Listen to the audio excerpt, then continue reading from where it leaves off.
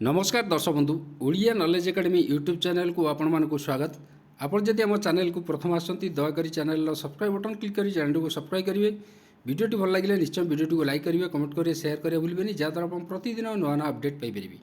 देखो आज गुरुत्वपूर्ण खबर पर नजर पकड़ा जो थे कि आम देखा जोटा कि कर्मचारी मानू राज्य कर्मचारी मानू सरकारी कर्मचारी को खुशी खबर कहीपर 8 पे कमिशन को नहीं तो दरमा वृद्धि जो बड़ अपडेट रही है से विषय आलोचना करवा। दयाकोरी वीडियोटी को शेष पर्यटन देखिए जहाँद्वारा आप संपूर्ण खबर विषय जानीपर। तो चलतु डेरी नक आरंभ कर आज खबरटी देखो ये गवर्नमेंट ऑफ इंडिया जोटा कि 30 तारीख 2026 मार्च 30 रे गोटे नोटिस आसी जोटा नोटिस देखूँ गवर्नमेंट ऑफ इंडिया देखो ये लिखाई 8 CPC बा 8 pay commission 8 central pay commission जो रही तरफ गोटे गुरुत्वपूर्ण चिठी आसी आम से विषय देखा।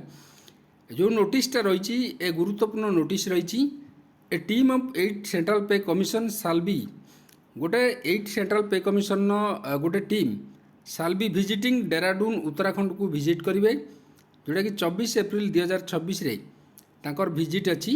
इंटरेस्टेड स्टेक होल्डर जो मैंने अच्छा इंक्लूडिंग सेंट्रल गवर्नमेंट ऑर्गेनाइजेशन हूँ इंस्टीट्यूशन हूँ यूनियन एसोसिएशन डिजारियस जो मैंने आशावादी अच्छा interacting with the pay commission जो मैंने चाहूँगी जो टीमटा विजिट करुँची डेराडून उत्तराखंड को से सहित इंटरैक्ट करेंगे at Dehradun may kindly submit their request seeking an appointment से गोटे अपॉइंटमेंट सिक करेंगे जोटा कि मनीष केयर 1975 @NIC.in से माने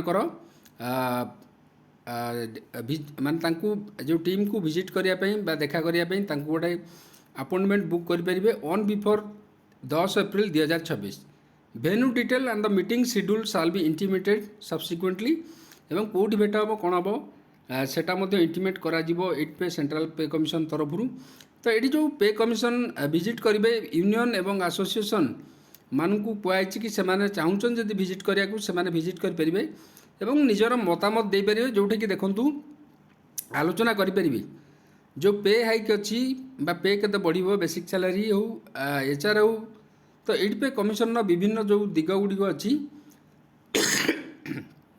तापरे आलोचना करेंगे गुरुत्वपूर्ण आलोचना करेंगे। कर्मचारी जो पेंशन इश्यू रही अलाउंसेस जो पे हाइक जो इश्यू सब रही सैलरी हाइक इश्यू रही आलोचना करेंगे।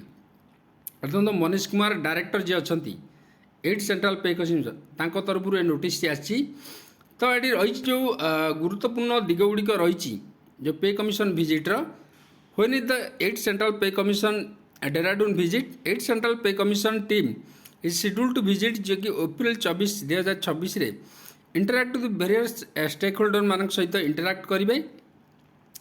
What is the deadline for 8 CPC Dehradun appointment जो डेराडून अपॉइंटमेंट रही तार डेडलाइन हूँ 10 एप्रिल रखाई जो थे कि से सबमिट कर अपॉइंटमेंट तापर इंटीमेट करा सहित भेट करेंगे। Who can interact the 8 pay commission in Dehradun interaction करेंगे सेंट्रल ऑर्गेनाइजेशन हूँ institution union association that wish to present their view on the commission और टू द कमिशन कमिशन को निजर व्यू में मतामत देपर डायरेक्ट विजिट करी यूनियन एसोसिएशन देपर।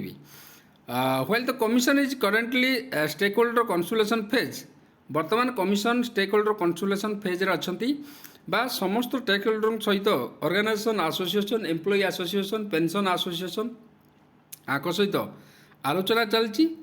तो द रिवाइज पे स्केल जो रही are tentatively expected to be implemented for January 1 2026 रु आपंकर इम्प्लीमेंट करा सरकार को रेकमेंडेशन करने 18 मास समय नि बर्तमान इंटरैक्शन फेज अच्छी इंटरैक्शन सरला परे जो मतामत सब व्यू नेला परे पे कमिशन तांकर प्रकृत कार्यटा से आरंभ करेंगे केते रेकमेंड करा जो फिटमेंट फैक्टर केते रहिबो ए बाबद से सरकार को रेकमेंड करेंगे। तो यहाँ आज गुरुत्वपूर्ण खबर जदि खबर आपको भल लगे दयाकर निश्चय चैनल को सब्सक्राइब करेंगे वीडियो को लाइक करेंगे कमेंट करेंगे शेयर करेंगे भूलें। धन्यवाद।